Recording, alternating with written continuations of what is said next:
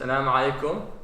Welcome to what I've been working on for over a year now, the Passion Project Podcast. It's a mouthful, I understand, and I apologize, but welcome for all those watching. And inshallah, I'm going to start off with a quick overview of what the plans for this podcast is, and then inshallah we're going to introduce our guest. You will not hear me talk for 2 hours. I wouldn't want to hear myself talk for 2 hours, so I don't blame you. So, the podcast in essence, I was watching a podcast, and credit goes to the podcast titled Freshly Grounded. I watched it while I was playing video games and on my free time as well. An hour long. Guys talking in their age range of 20 to 30 and older. And they talk, and their conversations brought benefit. And through that benefit, I learned the value of conversation. And how much that we can learn just by speaking to each other and learning from each other's experiences. And because of that, I thought, well, kids my age have gone through things. Kids my age have things to talk about. And kids who grew up in my age or can benefit my age need the same thing that we do. I'll listen to a podcast for 2 hours. I bet there's other kids out there that listen to a podcast for 2 hours. And hopefully, inshallah, we'll take as much time as we need. I do not intend to bore anybody. But I do have to give a quick couple of shout outs and thanks to specific people before we start. One, to Allah subhanahu wa ta'ala for blessing this idea that I worked so hard for. It took me ages and I had to get a job and finally it worked out. Next, two friends that highly supported me when I started, Anas and Ihab, and my brother as well and my parents. Supported me as well, and of course my parents and parents and my parents and my parents and my parents, and I can't go on or end about my parents. I've been blessed with so much, and I hope that this goes well and you guys will join me on the journey for maybe years or more to come, maybe decades, who knows. Good. So today's first guest, which I will try to do on a weekly basis hopefully, is brother Mohammad Ahmed. So he's a teacher at our school. He, to me, I'm not praising him to his face, but it has to be said, this is an intro on himself, is one of the people that I enjoy his personality more than I enjoy most. He's a very gentle, humble guy who just likes to see things in the perspective of lessons. To him, he's always trying to benefit from something. And I thought, although I kind of took him today and was like, come record with me last minute, and I apologize. He's someone that everybody can benefit from. He grew up in Jersey City. If anybody doesn't know what Jersey City is, it's the hood. But he grew up in that kind of environment, and right now he grows like a whole like Muslim beard, and like mashallah. So I guess we'll talk to him for as long as he needs and learn from him, inshallah.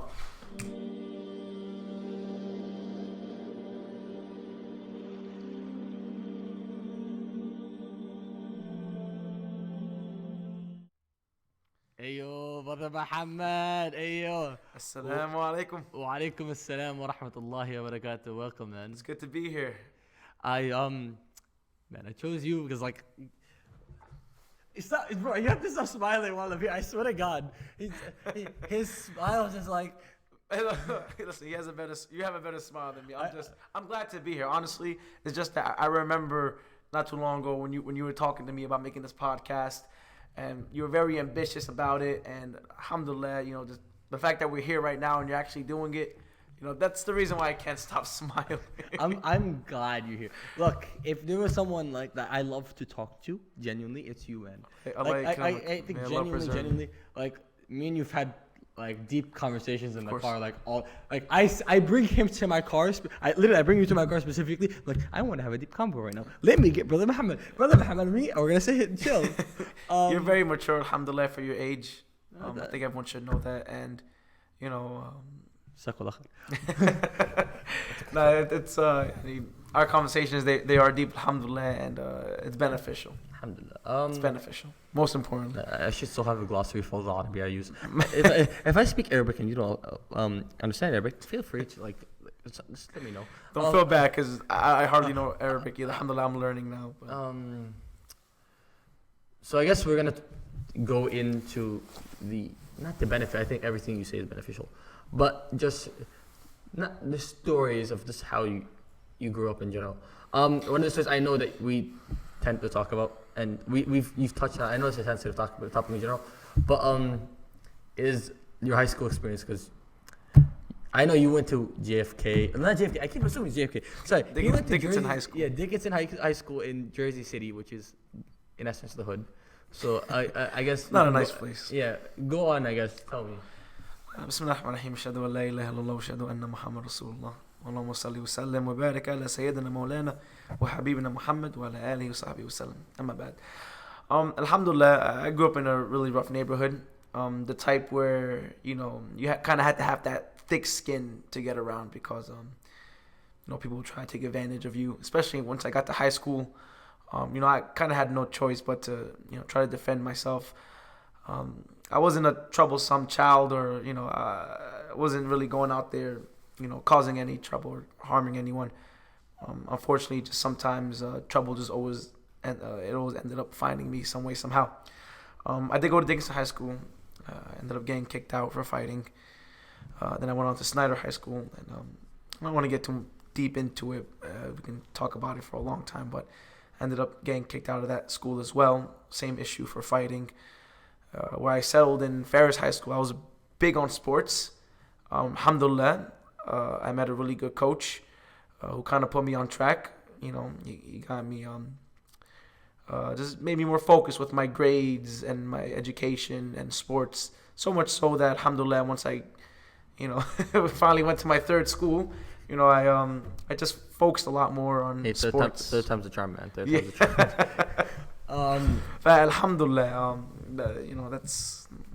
that was decreed for me to, go through that process. I think that's great. Like I feel it's not only like tend to feel it's like only movies, man, where this one guy comes in. He's like, "What's the name of the movie?" Someone remind me. Damn, Miracle is what it's called. Where like one coach comes in and he changes lives. Yeah, or Coach Carter, if you watch that, it's a good movie. Yeah, Coach Carter as well. It's like, but I guess we'll start. I want to break this down, right?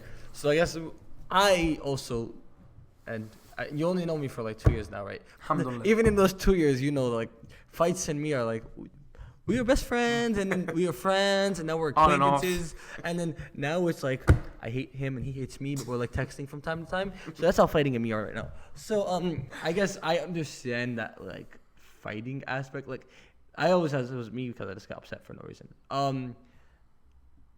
How is it? How do I phrase this?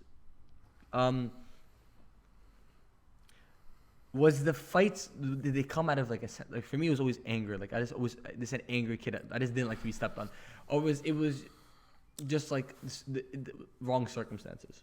Well, it was to the point where you ever heard the saying, nice guys finish last, or there's nice guys in general. It's not always good to be the nice guy.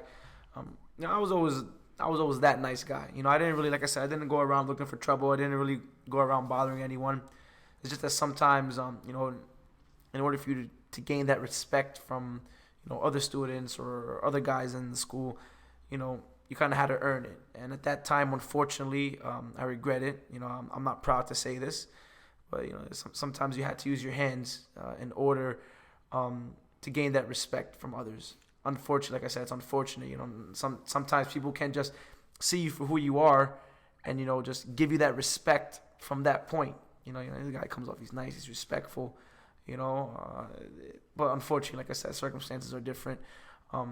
Nowadays, people take advantage of that, and yeah, that's. So in essence, he rocks some guys. I have boxed him. He will rock you. He's a good fighter. He's on his way to boxing today. We were literally boxing today. I got body shots. We weren't hitting in the face. Just to make that clear. I may or may not have wanted to hit him in the face, but I'm telling you. I got some good body shots in. I don't care. But I guess why? And then I'm gonna ask this question because this is where we're gonna get deep, right? What is it that you think it is because I had the same experience. Like, I came here 7th grade. It was like I wasn't the best kid, but like I was trying to be the nice kid, right? And I was always picked on, and that's where most of my fights here in this school at least come from. Whereas like people pick on you just for being nice, So what is it you think? Do you think at least is it about this kid's going at the nice guy? Well, sometimes the one who's bullying, isn't always the tough guy himself, right? I feel as though, like the psychology of a bully, for instance, like they'll, like instead of picking on someone who, they think they might not be able to handle, they'll try to go for the more let me rephrase that, or who they might think maybe the innocent guy, right? You might see a nice guy come in, he might come off nice and he might come off gentle, and the bully might think like, what, this guy's a scrub. I'm gonna pick on him. I'm gonna look the tough guy, and maybe I can earn respect. Instead of going going the hard route and trying to bully the bigger kids. Let me get this guy right here, and then unfortunately sometimes the bullies they always end up stepping up to someone who they shouldn't have never stepped up to in the first place. So I think that's where it derives from. I think the guys who are looking to start problems take that kindness for weakness, to say the least, and I feel as though that's what causes them to approach those situations or to create conflict with the student or person. Like I said, people just take kindness for weakness. It's not something new. It's always been around. And you think that's like not universal? Of course, there's exceptions, but do you think that is just a general thing, regardless of school? Because again, the difference between what kind of schools that you went to, man, being honest, and like tough school. Yeah, tough school. Is just a general rule that like it's just always in one way or the other, one form or the other? Although it's not necessarily always the same. It's that it's kids are attacking the nice kids. It's just that easy target kind of thing. Yeah, and I'm not trying to say like like I was the nicest kid and the most kindest kid. I always had respect. Like I always gave someone respect, unless like they took advantage of it or they didn't give me respect back. I wasn't like that kid who was going out the way to you gotta like me or etc. Sorry, can you rephrase your question again? No, you're good, man. So like what I'm basically trying to say, like like the topic can get you a little emotional. No, you're good, brother. Take all the time you need, man. Is that kind of bully aspect, right? That kind of relationship where it's bully picks on easy guy, right? Do you think that is a very universal kind of standard where it's always the bully, or is it just sometimes, or is it just there, or is it just different from school to school? I believe, in my opinion, I think it is universal. I think it happens everywhere. I don't think it just happens in this area and then the other area doesn't happen. But you also got to look at the side of the bully as well. You got to look. Sometimes you got to look at it through his perspective. That kid may have trouble at home, or he may not come from a good structured family environment. That causes him or triggers certain emotions. That may cause him to act a certain way. I was sitting when I was taking class with my teacher, Sheikh Dawood. We were talking about family and how society or the community is based off how the family structure is. Like the shaitan, he would, if he wants to destroy a community, he would try to destroy a community by first destroying the family. Because if the family can break apart, then that does a lot of damage. Of course, obviously, the family, there's kids there. The kids may be affected by it, and then the kids, they're the ones out in the school, they're the ones out on the street, mingling with other people. So, you have to look at, I'm not saying what the bullies are doing is justifiable, but at the same time, you have to look at it through their perspective.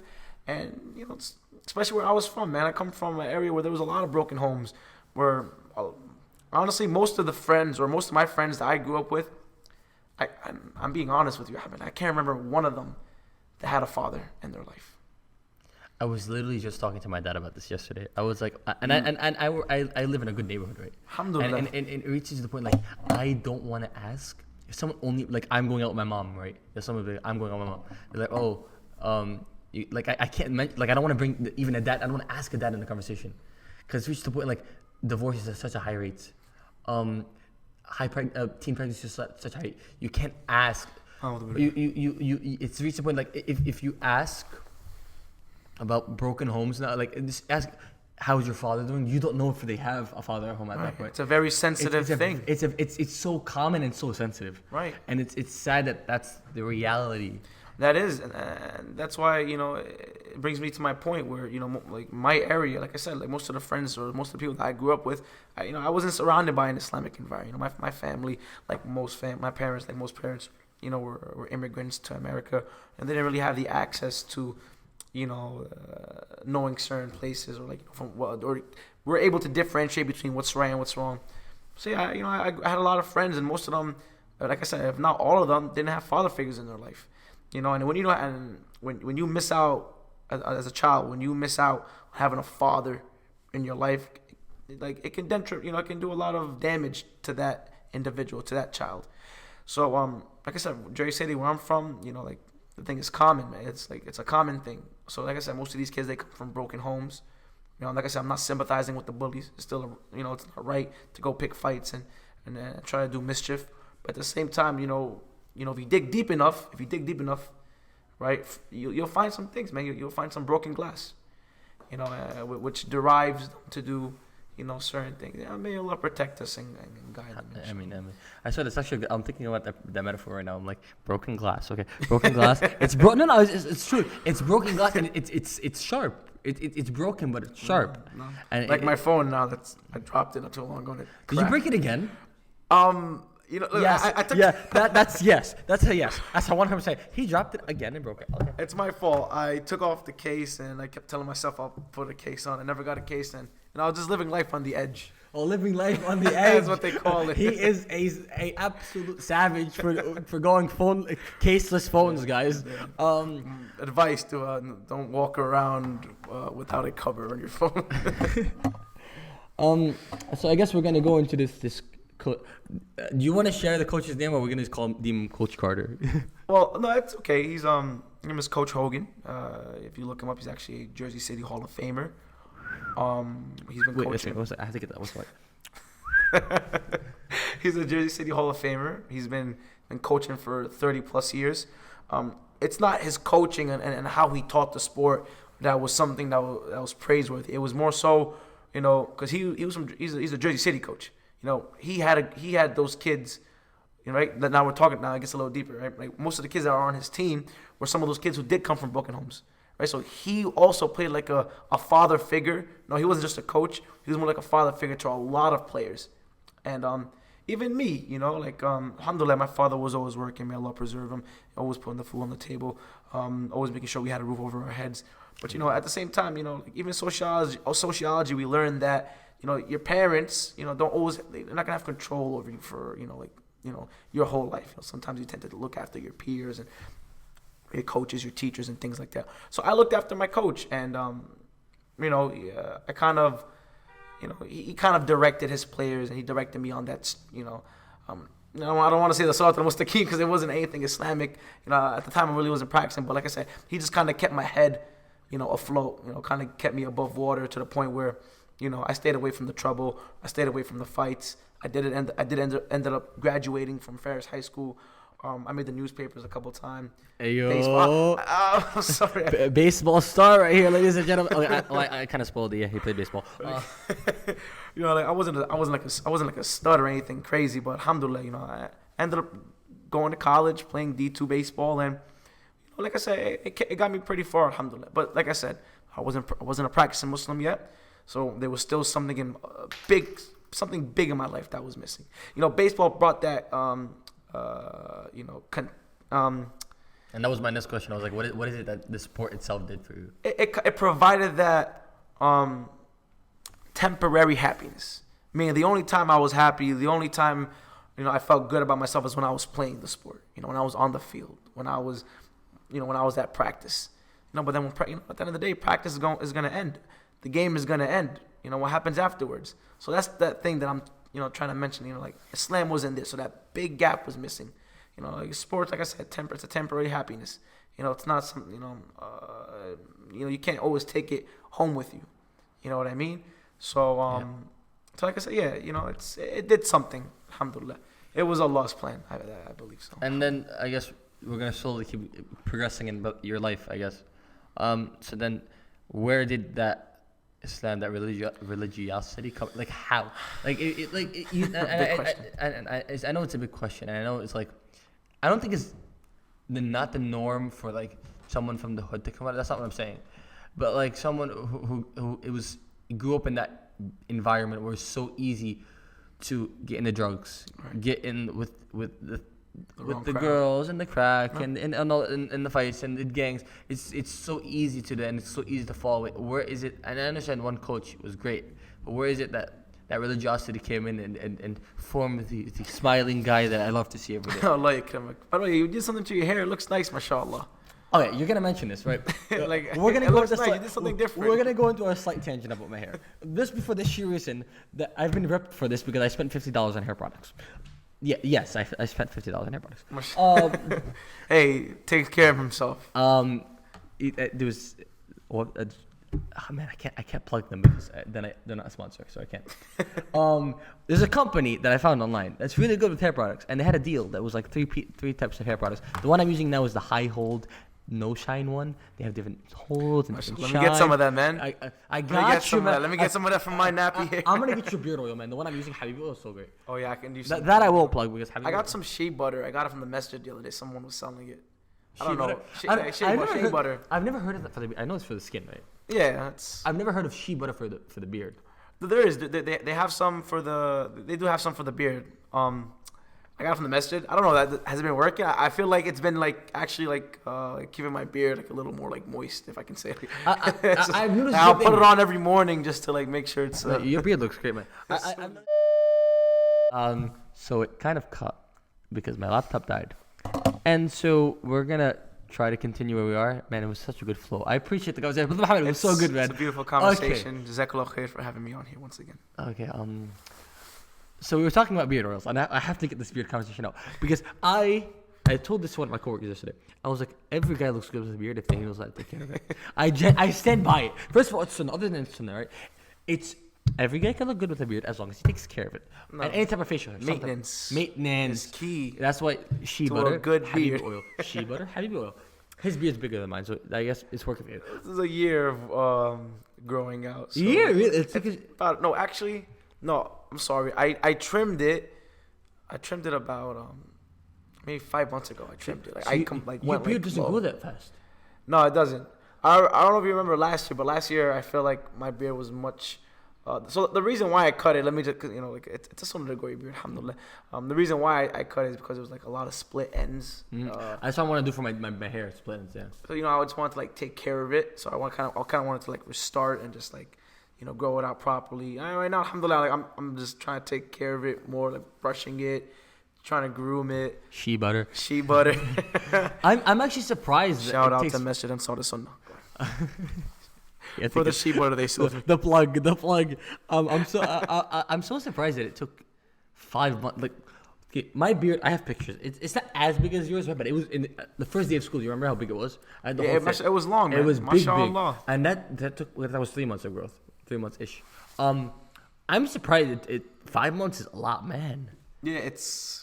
But mashallah, beard looks great. Sometimes you just gotta forget it's there. You just gotta like let it just flow. Yeah, I actually asked one of my customers. I was like, randomly, I was like, the guy had a nice beard, and I was like, yo, I'm gonna ask you a weird question. I was like, I'm gonna ask you a really weird question. How do you grow your beard? How do you take care of it, whatever? And this is before I bought like $50 worth of hair product. But so he was like, oh, I just grow it out, and I was like, it's just grow it out. Even if it's that simple. Yeah. He's like, you have to get past the ugly phase in which like. Oh yeah, for sure. There's always that awkward phase. Even when you're growing out your hair, you always go through that awkward phase before it actually gets to the point where where you want it to go. Alhamdulillah, with the hair situation, you look like you passed the awkward phase. You look like you're in a good phase. I'm actually not. Allahumma barik. Jazakallah khair. I'm gonna trim it. This is the sheer reason that it's too curly. Like, look, there's a reason behind it. No, I have a curly. Oh, you're looking for a wife? Chill. Okay, chill. Trying to get married. We're gonna get into that later, brother Mohammed. I got married. What was it? 4 months ago. We're gonna get into that, Mister. 3 months ago. No, it's 4 months. I got October 26th. Yeah, mashallah, you remember? No, you have my parents' anniversaries on the same day. Mashallah. November, December, January. Yeah, okay. Like going into the fourth going month. into the fourth Man, month. it feels like a long time. Alhamdulillah. He's complaining already. No. Oh my god! If your wife sees this, my guy. No. Um, I'm not complaining. Alhamdulillah. My wife does an amazing job for me. She's like, okay. He's afraid. So yeah, I need to cut my hair for it gets curly. Like I like the product, but then when the product wears off, especially at work, it curls up. So I don't want that. Same for my hair. Like I can put like products in, and then throughout the day it gets dried, and then it just frizzes up. It's not worth it at that point. Yeah, so I want the stay. Can't do anything about it. It's okay. Can't carry the product on you all day. So yeah. It's the I guess I don't know the sad side of hair products. Hey, it smells really good too. I don't want to plug the company because I don't want it to get out and it's copyright striked. But no, that's it's a thing. What's the color of the bottle? And it's white and black and it's a really good company. It smells amazing. But I can't. But it's. No, if you ask me in person, for those who know, I will let you know in person what it is that this product is and why I recommend it. I'm going to ask him after this podcast is over. I'll hook you up. Thank you. As well as Habibi oil, I recommend. That I'll plug because I know they don't mind. Habibi oil, the guy in New Jersey sells it, and shout out to him. Shout out to him. It's a good. That's why I feel like my beard is as long as it was like 2 months ago, right? It's getting longer. It's like it's no, but you haven't been cutting. You've been leaving it. Even like before I got my haircut, it was about this long, I think, or a little bit longer. But this is way straighter with the oil. It's not as curly. Like by now, it'd be like. Yeah, before it was like a little frizzy. You get frizzy. You're maintaining it now, alhamdulillah. Listen, with great beard comes great responsibility, man. All right. Oh my God! This kind of, you gotta. I'm still using that. Anytime someone at work comes like, with great beard comes great responsibility. Absolutely. You gotta take care of it. It's a big responsibility, man. It's like, I don't want to exaggerate, but it's things like it's important. It's important, alhamdulillah. It's another hair. It's a sunnah of the Prophet sallallahu alaihi wasallam. Yeah, I love this beard conversation. I guess we'll go back to what we were talking about. Inshallah. So I guess again, I know it's a sensitive topic because mashallah you've grown so much. Even the 3 years now? 3 years now in school? 2 years. No. This is your third. No, this is my second. No, man. It feels longer, I know. No, fam. It is. No. My second. Alhamdulillah. You had the bus cut in the beginning of last year? Yes, last year. And this year, yeah. No way. It just feels like alhamdulillah we've been around each other for a long time, which is a blessing. It's a blessing. Oh my gosh, been 2 years. What the heck? It feels like it. Okay, so I guess wow.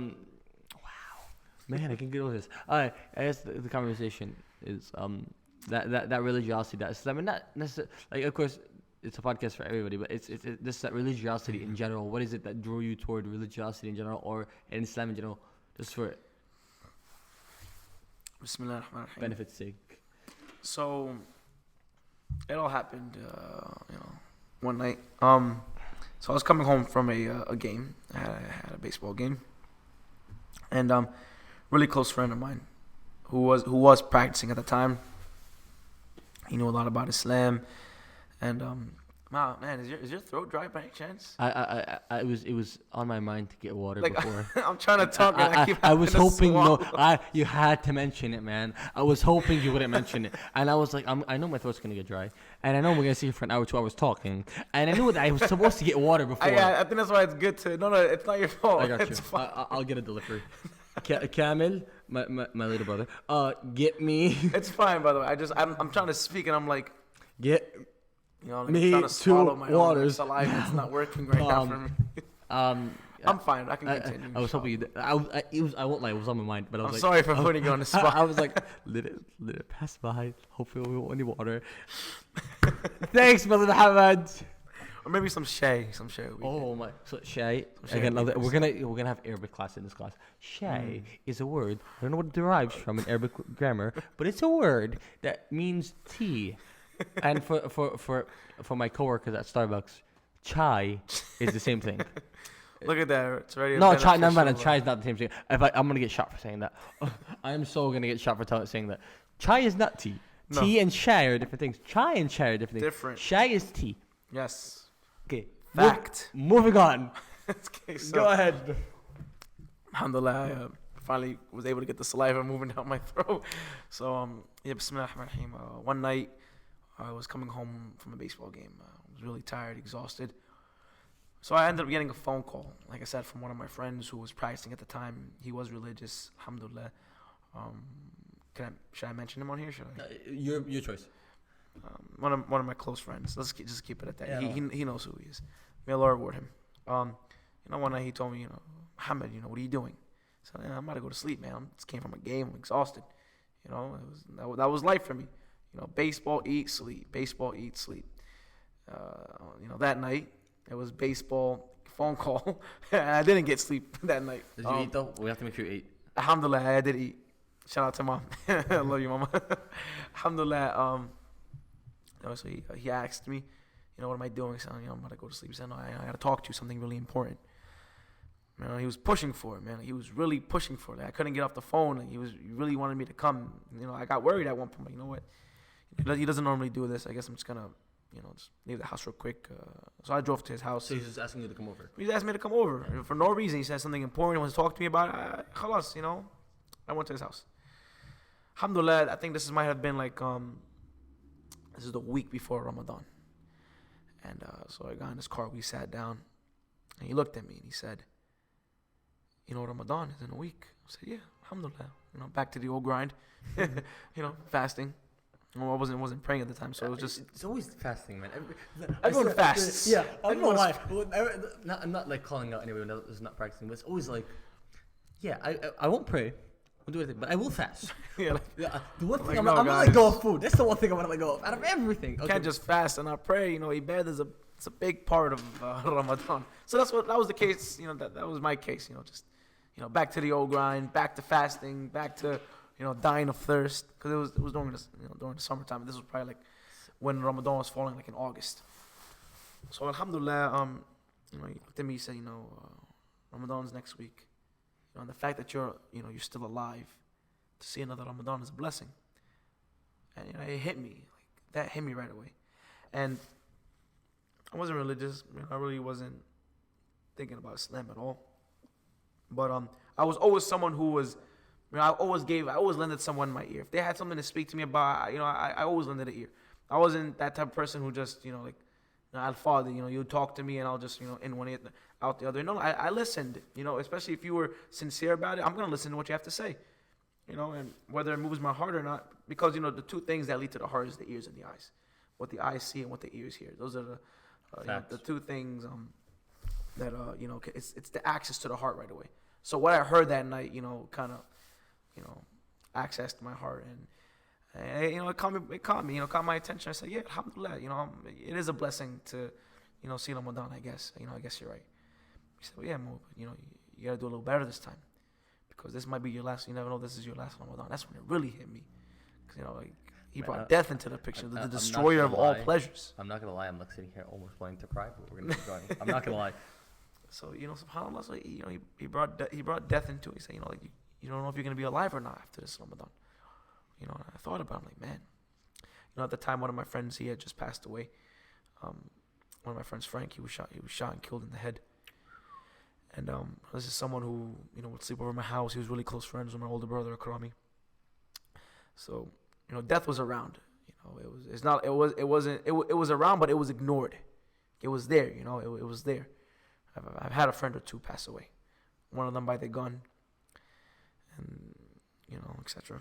I don't want to get into that, but so it hit me, and he started talking to me about prayer and salah, trying to come to the masjid for your salah, pray and fast at the same time, take advantage, and that's all. That's really that was his whole point of the conversation, was to go out with a bang, kind of talk this might be your last Ramadan, so give it your all.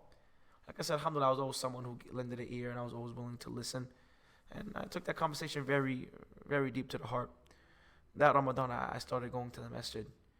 Probably didn't even know how to pray at the time. And alhamdulillah, my grandma, who I grew up with, I used to sleep in the same bed as her growing up. I was scared of the dark, so I'd always run to my grandma's room to sleep with her. And before I slept, she'd always, she would always like before I slept, I'd have to read Quran. Like I'd have to memorize a surah. Seriously, like before I slept in bed with my grandma, she'd always like, before we sleep, you have to memorize the surah. You have to read Quran with me. I couldn't sleep with her unless that happened. So alhamdulillah, thanks to my grandma who's still currently alive. Alhamdulillah, may Allah preserve her. I knew Surah Fatiha. I knew Qul Huwallahu Ahad. I know like small surahs. Yeah. So I tried. Most importantly, I tried. I remember I went and got a thobe. I never wore a thobe in my life. I got criticized for it. I'm not gonna say who it was, but some people thought I was like turning into like ISIS or something. A'udhu billah. They thought I was like becoming like I thought I was deviating, but little did they know, alhamdulillah, Allah was guiding us. Allah was guiding us to the straight path. From the thobe to the going to the masjid, often. Before we used to just go to the masjid like once in a blue. We didn't go every Friday Jummah. It's just the type of situation, circumstance I grew up in. Alhamdulillah, yeah, I started fasting, praying, and I started learning about the seerah of the Prophet ﷺ. Seerah is biography, but just for another Arabic vocab lesson. No. Seerah means biography. So I started learning about the biography of the Prophet Muhammad ﷺ and his life, and I heard a lot of things I didn't know about him. Because I didn't read the seerahs growing up. I didn't go to an Islamic school growing up. It was a public school throughout my life. So, of course, my parents knew a great deal of it. But, like I said, Baba was busy. Mama had to raise 4 kids. Alhamdulillah. Like I said, these are the circumstances that I was given. So I started learning about the seerah of the Prophet ﷺ, and learning about the Prophet, peace and blessings be upon him. I was falling in love for him. I was falling in love for the Prophet ﷺ. And his humility and his humbleness and the way he dealt with the poor and how he was an orphan. I started thinking to myself, like, maybe, Allahu Akbar. These are the characteristics of a prophet. These are the characteristics of a righteous man. And alhamdulillah, and ever since that, by the will of Allah, I was able to taste the sweetness of Iman. And once Iman, goes with the heart, it's very hard for it to like leave. You always strive to get that that sweetness again. You always strive to do better. And alhamdulillah, that's really what it was for me. Muhammad Ali also played another big role in my life because I used to watch his documentaries even during that Ramadan. Like I said, I was still big on baseball, so I was always looking for like a kind of like a public figure, an athlete to be motivated by. Alhamdulillah, I stumbled across Muhammad Ali, who was a Muslim, and he was always praising Allah, always saying Alhamdulillah, all praise be to Allah, and he would like be proud of his religion, he would be very proud of Islam, to the point where like during my games, even I would chant Allahu Akbar, and I was playing this sport around a bunch of people who weren't Muslims. They looked at me like, what is the guy saying? Alhamdulillah, I started. That's where the enthusiasm came from, right? And the enthusiasm mixed with commitment and Iman and learning about the Prophet ﷺ. And like I said, by far, I am not perfect. Many things that I have to work on. Allah knows best. I'm not saying that once I entered Islam, alhamdulillah, Allah's guided us and has given us this beautiful light of and this deen. But by just want to, by not any chance am I trying to say like alhamdulillah, of course none of us is perfect, but like alhamdulillah. I think that's great, and I'm so glad you got into this because there's a lot of points I want to go into there. First of all, another translation. I feel like I don't want to keep trying to do this, but it's okay. Yeah. I think they'll benefit. Alhamdulillah, for the most part. Iman means faith. So, just so that's out there, because I know I have a lot of coworkers that might not understand everything I want to know. I know you have to leave, and I apologize. No, it's okay. My phone was just going off. I know you have to leave, and I'll try not to delay you. But the one thing, because I had this, not an argument, but I'm enjoying this. I'm enjoying. This has gone amazing. You can feel the barakah. Thank you so much.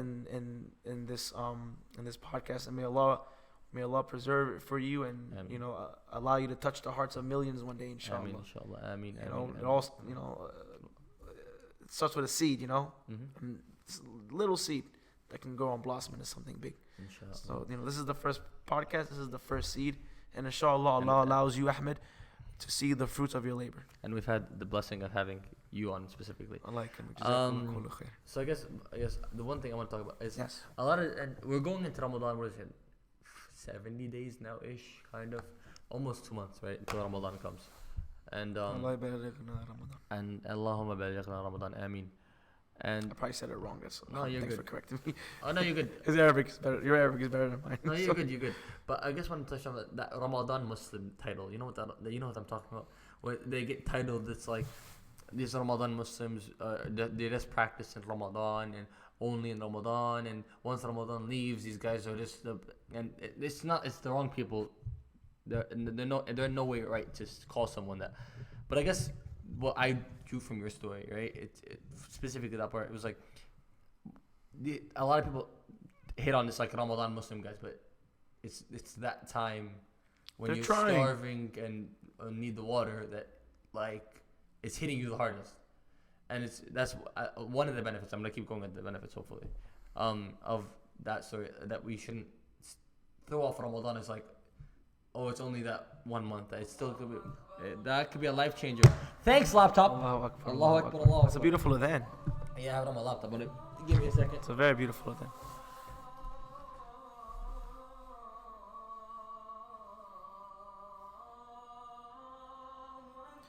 Allahu Akbar. Allahu Akbar. That's beautiful. Nah, it's Mishadi. So I guess that's one of the things, as well as I guess the power, that one friend. Like, I feel like friendship is one of the hardest things, especially at a high school level, to deal with. I think it's hard to pick the right friends, to find the right friends, to find people you click with. Like that perfect recipe is out there. It's not easy, and I don't think it's possible to find the perfect unity of everybody, the perfect friendship that you're looking for. Of course, sometimes Allah may test you, and you might fall into a crowd where it's kind of like as if you're digging a hole for yourself. Exactly. The only way to dig yourself out is by the will of Allah, by the guidance and asking Allah to help you. And to get yourself out of there. And to get yourself out of there. It's crazy how one Trust in Allah. friend can make such an impact on you. That Of course. It's not what past at least 2 years, more than 2 years now. That his effect is still here, and hopefully he's rewarded for it. But it's crazy how and this is just a general thing. It's the people you keep around you are so impactful on everything that we do. Yes. It's like, and we notice it, and this things about myself that I'm not gonna mention. They're not, let's say, haram. It's just things I wouldn't want to. I wouldn't necessarily want to,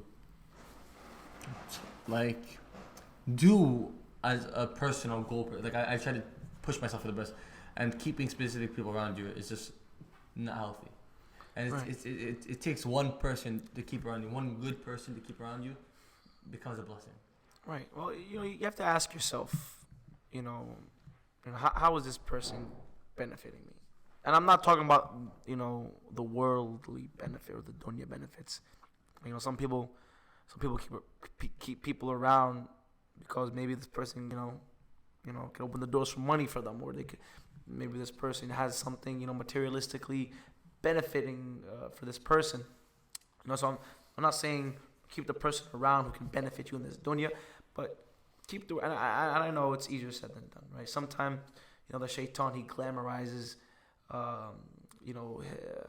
these things for us, and these things that are evil, and actually they can lead to our own self-destruction, or sometimes the things that shaitan tries to beautify.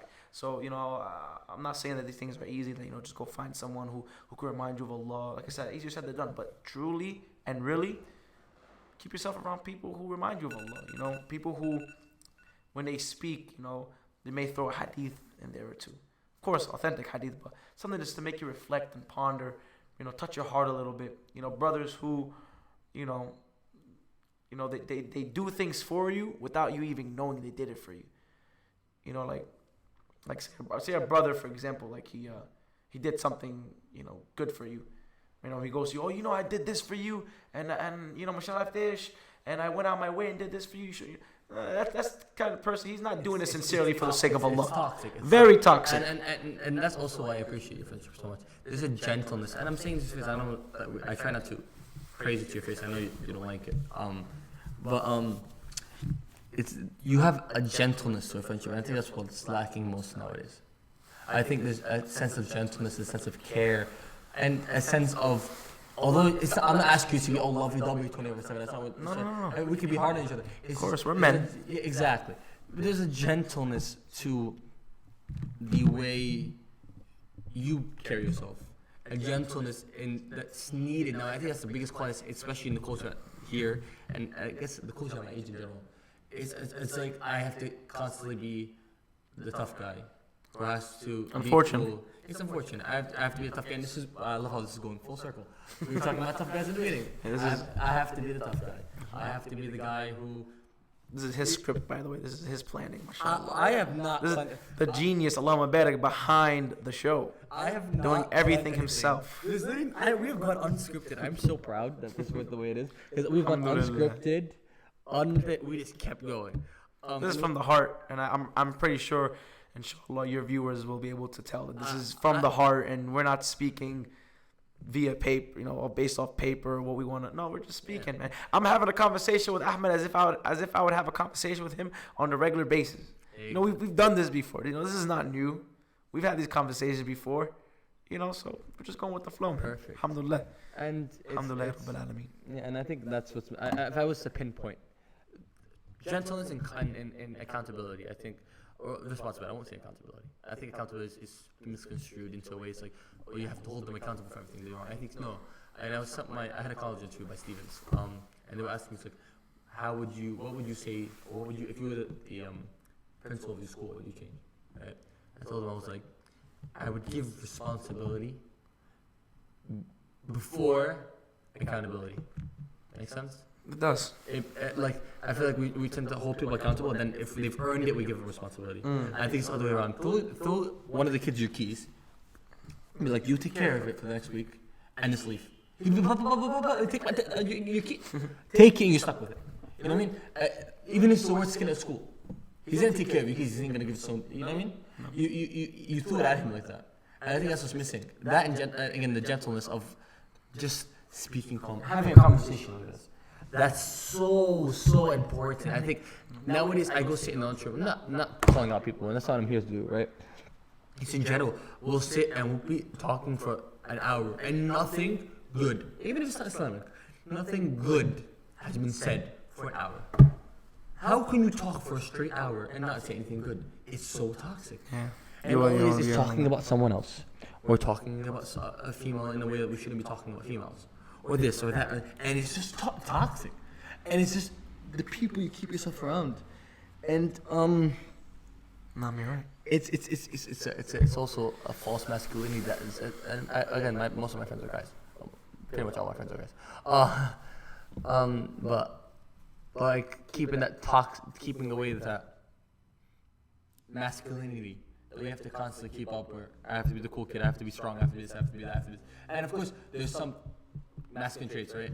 But it's that constant striving to be the cool kid or the masculine or the tough guy that's deriving a sweetness in a friendship. And I think, agree. Yeah, I think you showed today that it's like competition. Who's the stronger guy? Who's the better one? It's a lot of fakeness. It's just a lot of hiding behind the covers. Oh, definitely. I think genuinely. Like you said, it's nothing genuine. It's not. And to be honest with you, it's a lot of acting. And acting, you can get tired of acting eventually. Like, say for example, and I used to be like this myself. May Allah forgive me. I used to come to school. I may have portrayed myself a certain way that I wouldn't act at home. I might have to start talking a little ghetto like that. You feel me? Like I might have to. I don't feel like that anymore, alhamdulillah. But I would have to put on this image or this persona, where people can perceive me in a certain way, and it's like it's acting because that's not really who I am. So I'd get home by the end of the day, and I was exhausted. I wasn't exhausted from the tests. I wasn't exhausted from the homework. I wasn't exhausted from the lecture. I was exhausted from acting, from carrying it from 8 in the morning all the way till 3 in the afternoon. And a lot of kids are doing that nowadays. They're acting instead of being themselves. And listen, man, if someone doesn't want to accept you for who you are, then you probably shouldn't keep them around. It's a reality I think everyone has to come to. I always say that everybody has the potential, right? It's just if they want to take it or not. You have that potential to bring yourself away from a specific group, or even if you're in a good group, take yourself that step further. You might get ridiculed, you might get attacked, you might get brought down, but I think it's important that we and everybody tries to take the extra step away.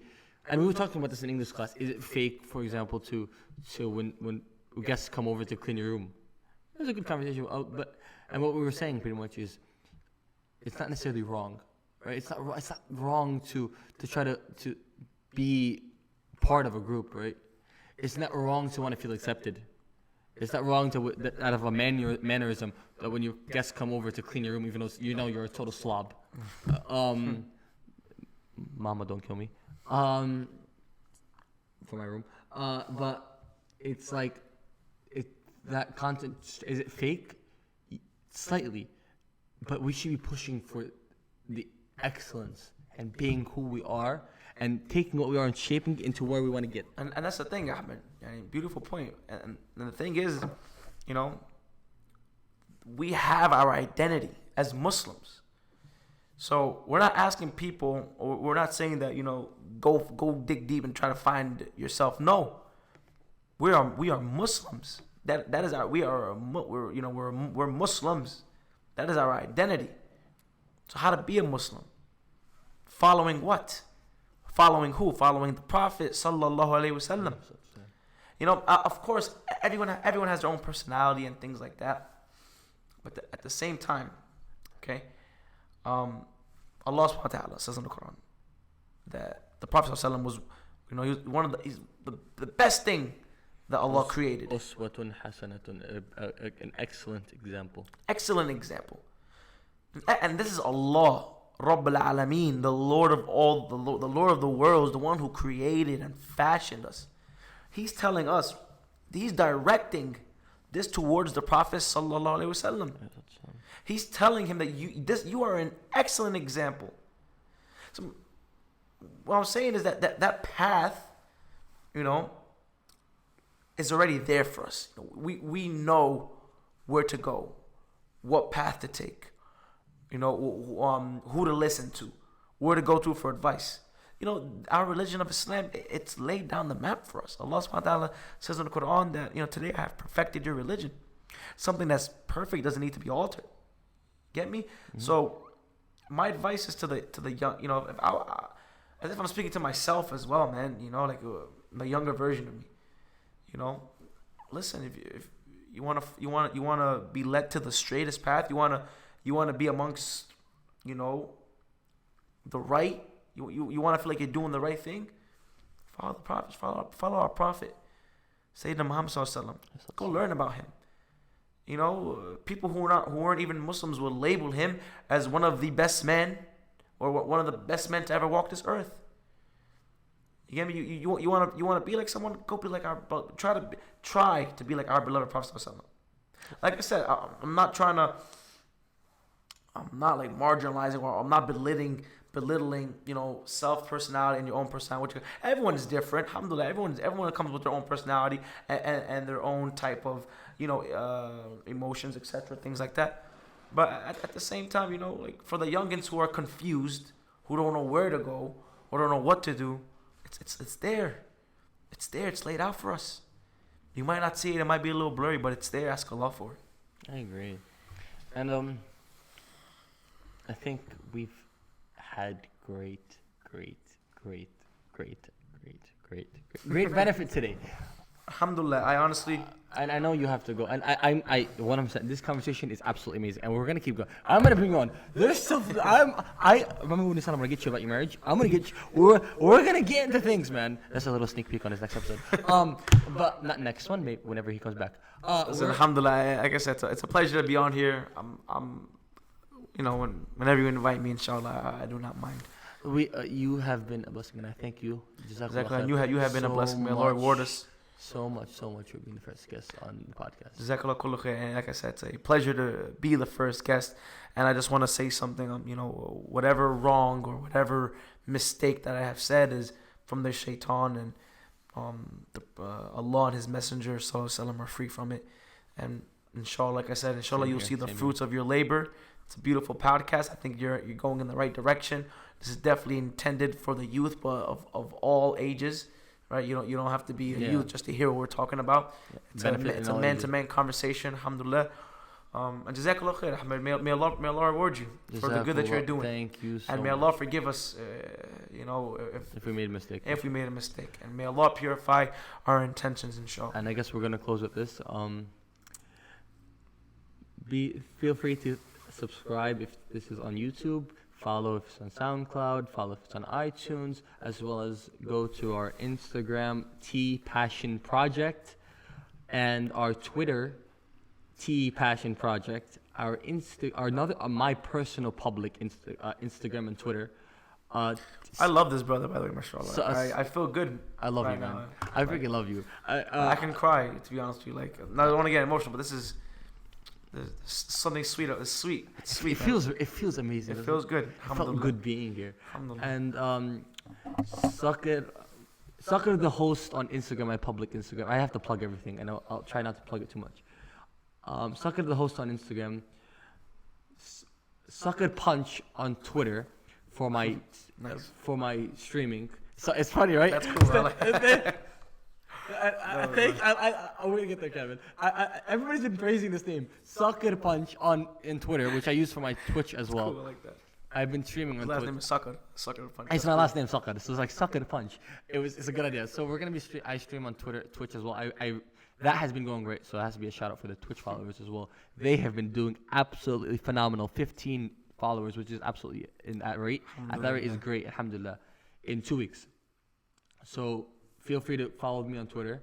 On Twitter, Twitch, Instagram, Twitter twice, Instagram twice. Let's get that following done, get that subscribing done, get in there and support this great idea. And we support this man. We will hope to have he's you not as doing soon as this. possible. He's not doing this for any, anything dodgy. He's just, trying to benefit. He's trying to benefit, and he's worked. I'm sorry, and I have to put this out there because I feel like they have to know this, but he's working hard for this. And he's not getting it for free. He's not getting any of these things passed down to him. This is from the heart, and this is pure. Alhamdulillah. I had to get a job for this. Went out his way to get a job for this. I love Starbucks. You gotta subscribe, man. I know my Starbucks coworkers will be watching. I love my job regardless, but that's why I got my job. And I love Starbucks. I will just throw it in there. You have to come stop by so I can get you a drink. Listen, man, you're like 40 minutes away from me. I will make you latte arts. Okay, deal. Thank you guys for watching, and we'll see you guys later. Assalamu alaikum. Assalamu alaikum. Peace.